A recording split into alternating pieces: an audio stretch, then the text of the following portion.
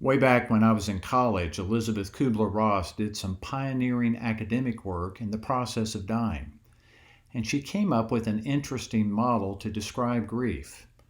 This came back to me as I was thinking about my own reactions to the advancing coronavirus perils, shutdowns, and so on. Kubler-Ross said that people go through grief in stages: denial, anger, bargaining, depression, and acceptance. And it doesn't have to be just death. I've run through some of these stages as the coronavirus has advanced. Maybe you have too. First, denial that it could really be that bad. Then anger at the messengers who brought the warnings or at the Chinese.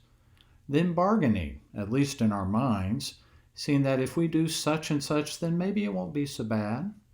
Then depression upon realizing that this could go on a while.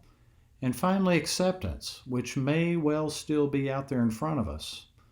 The reason these stages of grief work to illumine our coronavirus experience is that a big part of what we're dealing with is grief.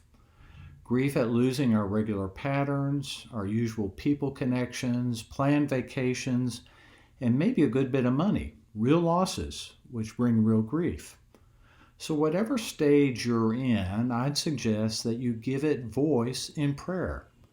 Talk it through with the Lord, and know that finally acceptance hinges on our trust in God's goodness.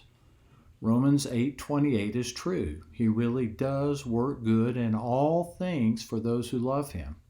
That's a tall order in this case, working good out of this mess, but he is more than up for the challenge. Be watching for the goodness he brings your way.